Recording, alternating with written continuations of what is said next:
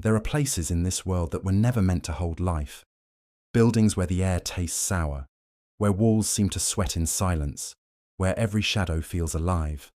And yet people stay there. They sleep there. They vanish there. In the heart of Los Angeles, tucked between abandoned storefronts and flickering streetlights, stands a hotel no longer spoken of in travel guides. Its windows are blackened with dust, its lobby rotting with mildew.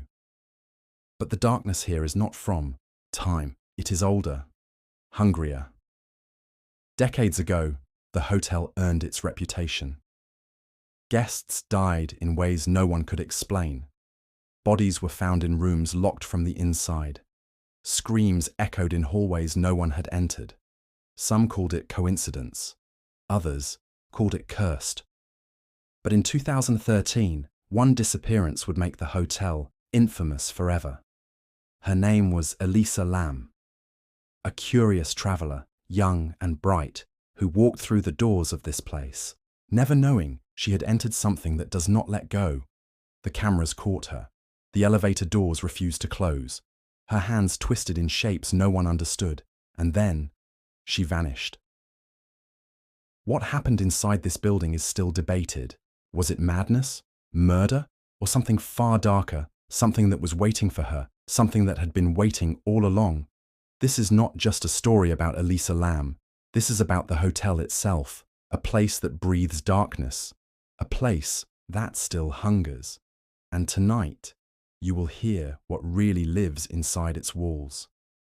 When the Cecil first opened in 1927, it was a palace of light. Marble floors glistened under golden chandeliers. Velvet curtains framed the windows. Businessmen in sharp suits clinked glasses in the bar, while travelers marveled at the glamorous lobby. But that dream lasted only a heartbeat. By the early 1930s, the Great Depression tightened its grip on America. The laughter faded. The champagne dried up, and inside the Cecil, the rich guests were replaced by the desperate. Men with hollow eyes, women carrying the weight of hunger in their bones, families with nowhere else to go. And then, the deaths began. The first was whispered about quietly. A man who checked in, left a note on the nightstand, and put a bullet through his skull. The staff cleaned the blood, changed the sheets, and rented the room again within days. But the Cecil had tasted despair, and it wanted more. Soon, tragedy became routine. A woman leapt from the 9th floor, her scream cutting through the night before her body shattered on the sidewalk below. A man poisoned himself in his room, his corpse discovered only when the stench seeped into the hallway, staining the air with rot. Another guest slit his throat in front of the bathroom mirror. His blood splattered across the glass, as though the reflection itself was watching him die. By the late 1930s, the newspapers had a name for the building, the Suicide Hotel. But the stains never left. Staff swore that no matter how hard they scrubbed, dark patches reappeared on the carpets. The smell of iron lingered in the air. Mirrors fogged over even when the rooms were cold. Guests reported hearing footsteps pacing above them, though the room upstairs was empty, and sometimes, late at night, screams echoed down the stairwell, screams that ended suddenly, as though swallowed by the walls.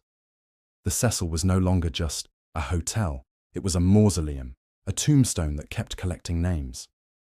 By the 1940s, police officers were summoned so often that they began calling the Cecil their second precinct, but even they admitted something was wrong. Some officers refused to ride the elevator alone. Others claimed they felt watched the moment they stepped through the doors. The building had become something more than brick and stone. It was a container for despair, a parasite that fed on tragedy, each death leaving a scar that no one could see but everyone could feel. The Cecil was awake now, and it was only getting hungrier. By the 1980s, the Cecil was no longer just a hotel. It was a hunting ground, the kind of place where broken men disappeared into its shadows and came back out. Monsters. The most infamous of them was Richard Ramirez. The world called him the Night Stalker. By day, He was nothing more than a ghost wandering the streets of Los Angeles, but by night he became something far darker. Ramirez prowled the neighborhoods, slipping into homes, killing, torturing, leaving terror behind like a trail of blood. And when he was finished, he returned to the Cecil. Witnesses claimed they saw him in the elevator, barefoot, his clothes still stained with blood. He would walk through the lobby, smiling faintly, as though nothing had happened. Guests whispered, but no one dared confront him. Because somehow it felt as though the hotel wanted him there. The Cecil gave him shelter. The walls did not judge. The darkness welcomed him, but Ramirez was not the only one. In the 1990s, another killer checked in, Jack Unterweger. He was a writer from Austria, a man who played the part of a charming journalist. But beneath his tailored suit and polite smile lived a predator. Unterweger hunted women on the streets surrounding the hotel. Prostitutes, vulnerable and alone, he strangled them with their own bra straps, disposing of their bodies like broken dolls. And then he returned to his room, sat at his desk, and wrote about crime for the newspapers, mocking the world with every word. Two killers, years apart, both drawn to the same cursed place. It was no coincidence. The Cecil was not just sheltering evil, it was attracting it, as if the building itself called to them, whispered promises in the night. Come here, you belong with me. Police reports from that era describe the hotel as a nest of predators, drug dealers, criminals, the lost, and dangerous. Guests who stayed there swore they saw eyes watching from the stairwells, felt hands brush against them in the dark, only to turn and find no one.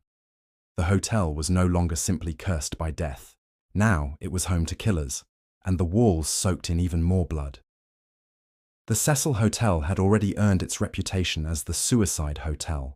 By the 1950s, the newspapers stopped treating its tragedies as news. They had become routine. People jumped, overdosed, disappeared. But the living guests began to notice something far worse.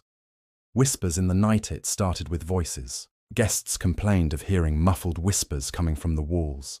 At first they thought it was neighbors, thin plaster carrying the sound of late-night conversations. But when they pressed their ears closer, the voices grew louder. Sometimes it was laughter, sharp and jagged. Sometimes it was crying, soft sobs of a woman who never stopped. One man stormed down to the lobby in the middle of the night, furious. He swore someone was outside his door whispering his name, but when staff checked the hallway, it was empty.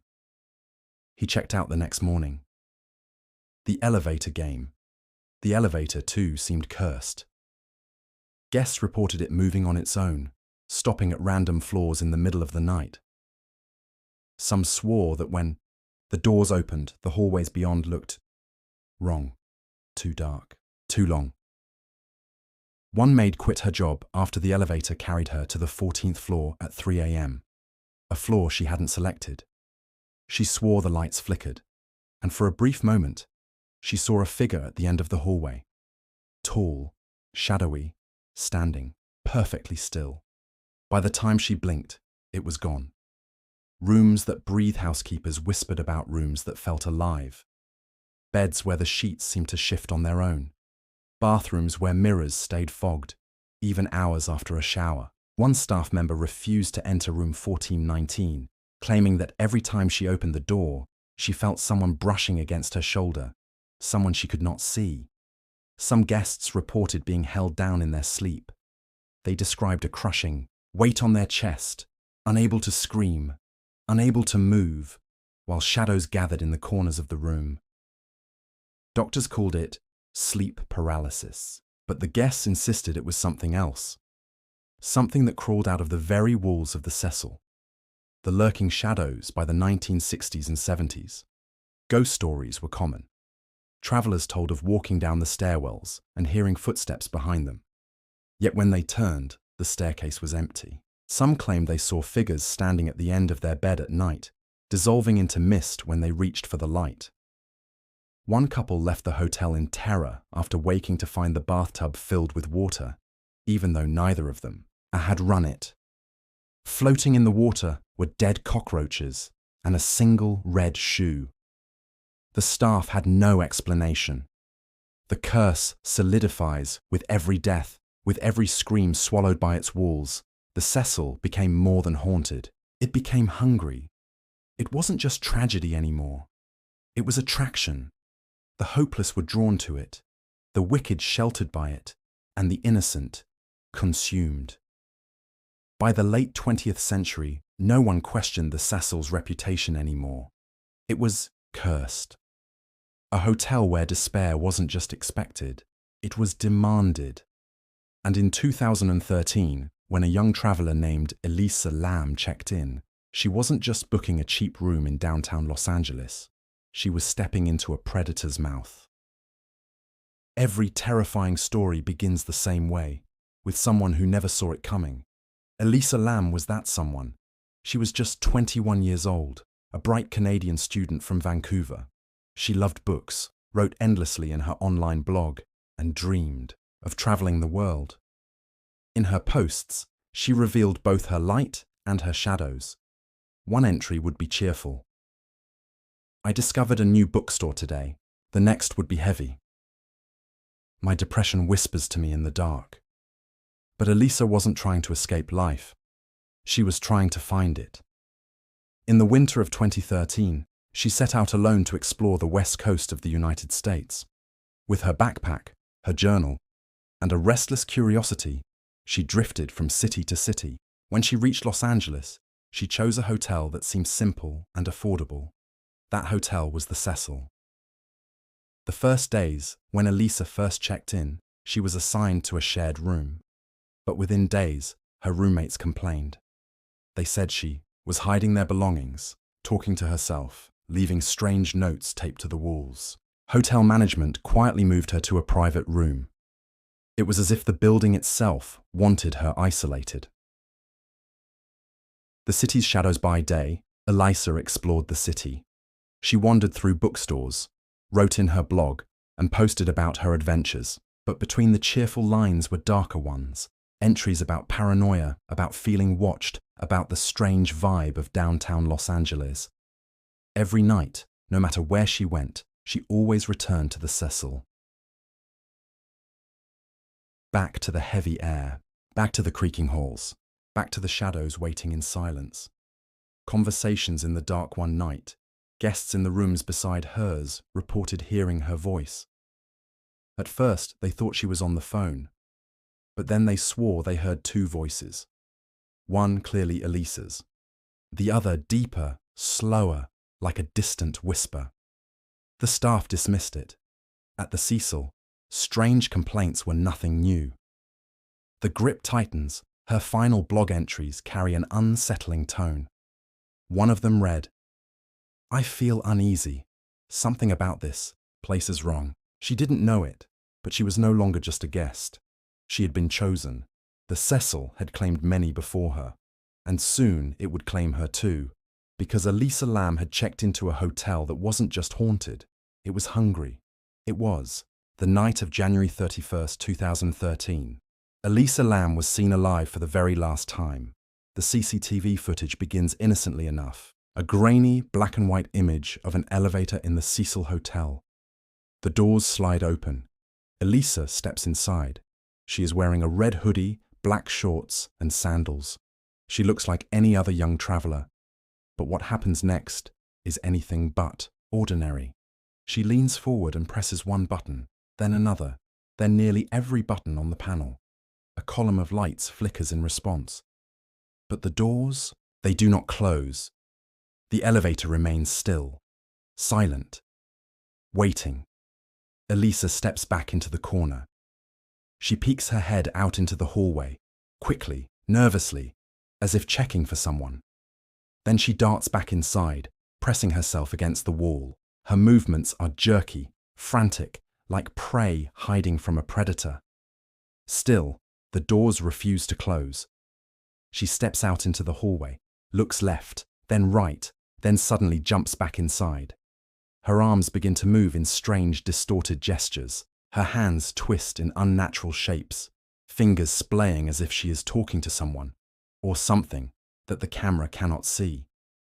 At moments, it looks like she is arguing. At others, it looks like she is pleading. For nearly 4 minutes, the camera records her descent into chaos. Elisa moves in and out of the elevator, her posture shifting between fear and something disturbingly childlike. She presses herself flat against the walls, crouches low, then stretches her arms into the air as if warding off an invisible presence.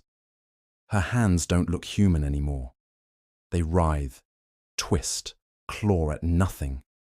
And through it all, the doors remain open, silent, refusing to move. Finally, Elisa steps out of frame. The hallway swallows her. Seconds later, the elevator doors close. That was the last time Elisa Lam was ever seen alive. The viral horror. When the Los Angeles Police Department released the footage, it spread across the internet like wildfire. Millions of people watched, horrified. Some said it was evidence of a psychotic break. Others swore there was someone just out of view, chasing her. Still others believed she wasn't alone at all, that she was interacting with something supernatural. Frame by frame, viewers dissected every movement. Some claimed they saw shadows lurking in the hall. Others insisted her hands were forming strange, ritualistic symbols. But one thing was undeniable. Watching Elisa Lam in those final moments felt like witnessing someone hunted by something we could not see. And from that elevator, she never came back. After Elisa vanished from the elevator, the Cecil fell into a strange silence. Days turned to nights. Nights turned into weeks, and the hotel began to rot from the inside out. Her family waited desperately for her daily call, but it never came. Flyers with her face appeared across Los Angeles, missing. The police scoured the streets, the bus stations, the hostels. K9 dogs swept through the hotel itself, but curiously, they never reached the roof. Inside the Cecil, the guests began to notice something else. The complaints at first, the calls to the front desk, seemed trivial. The water pressure is too low. The taps keep sputtering, but soon the complaints grew darker.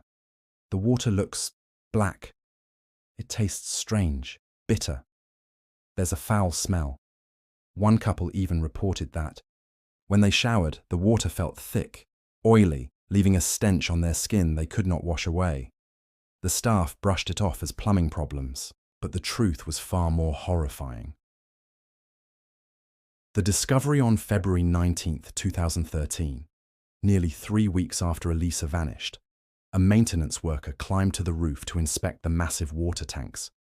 They stood like rusting giants above the city, silent and heavy, guarding their secrets. When he pried open the heavy metal hatch, a stench hit him immediately. Sour, rotting, unmistakable. And then he saw her. Floating in the dark water was Elisa Lam.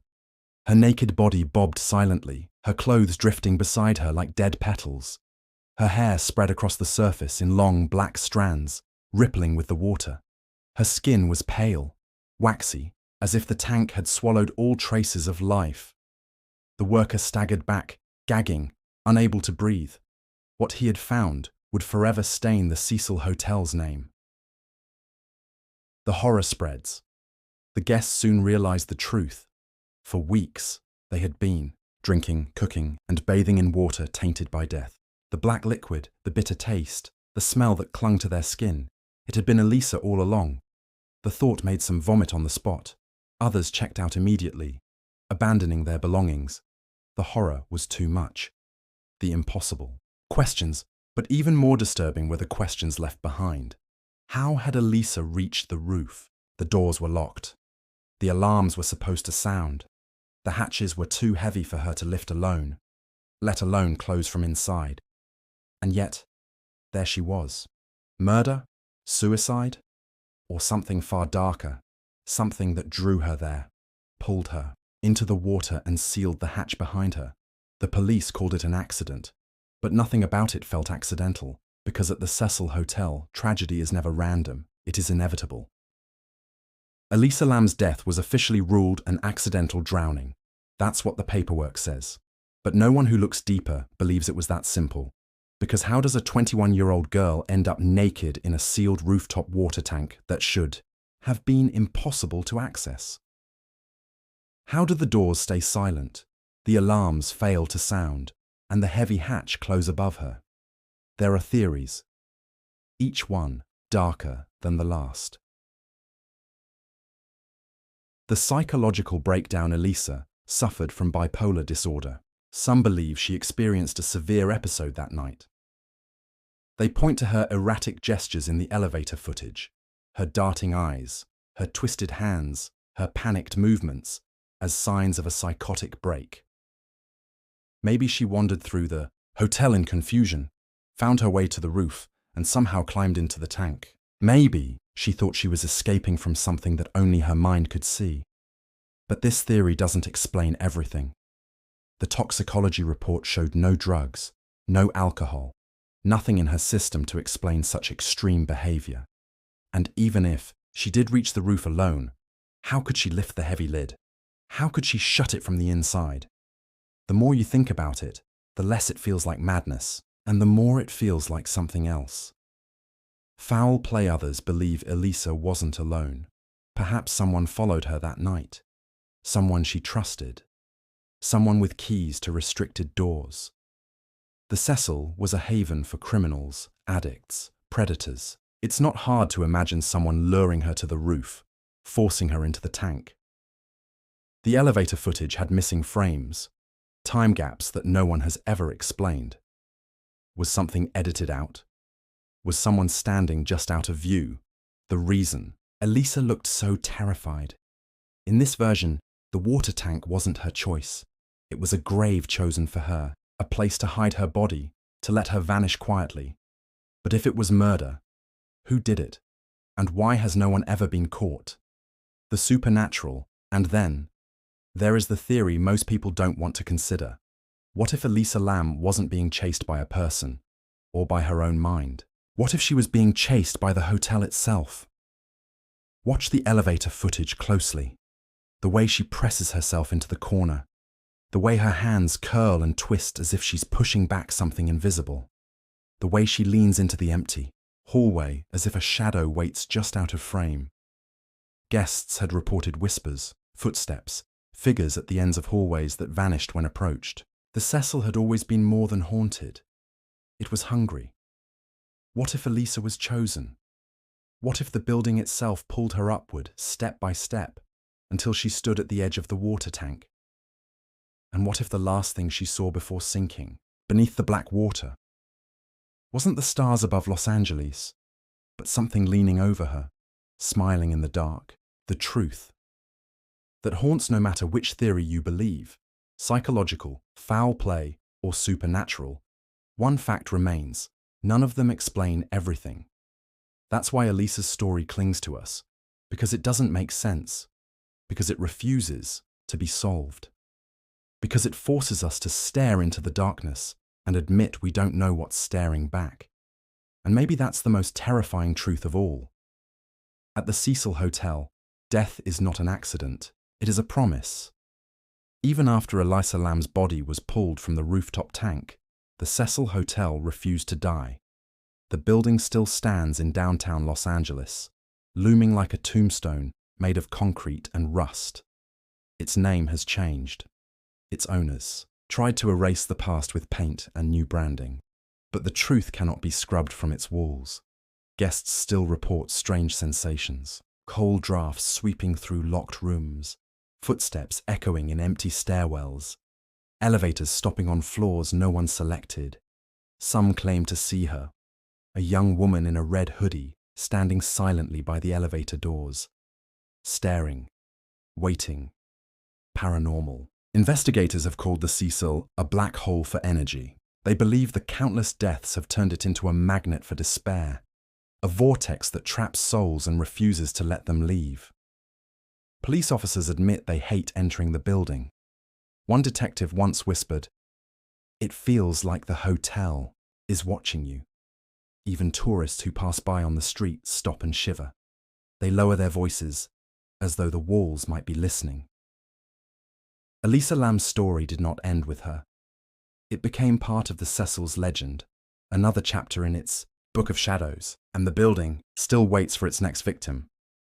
The official record says Elisa Lam drowned by accident, but we know better, because the Cecil Hotel has a history of swallowing lives, too many to count, too many to ignore, suicides, murders, killers who called it home, shadows that never leave. Elisa Lam didn't just die inside that building, she became part of it. And the truth is, the Cecil is not just a hotel. It is a predator. It breathes through the walls, watches through the cameras, drinks through the pipes. Maybe Elisa's death was madness. Maybe it was murder. Or maybe the hotel itself reached out, pulled her into its lungs, and drowned her in silence. No one can say for certain. But the question is no longer, why did Elisa Lam die? The question is, how could anyone survive the Cecil Hotel? And tonight, if you listen closely, maybe you'll hear it too. The elevator creaking open. The whisper of footsteps behind you. A voice calling your name in the dark. Because the Cecil Hotel is still alive. And it is still hungry.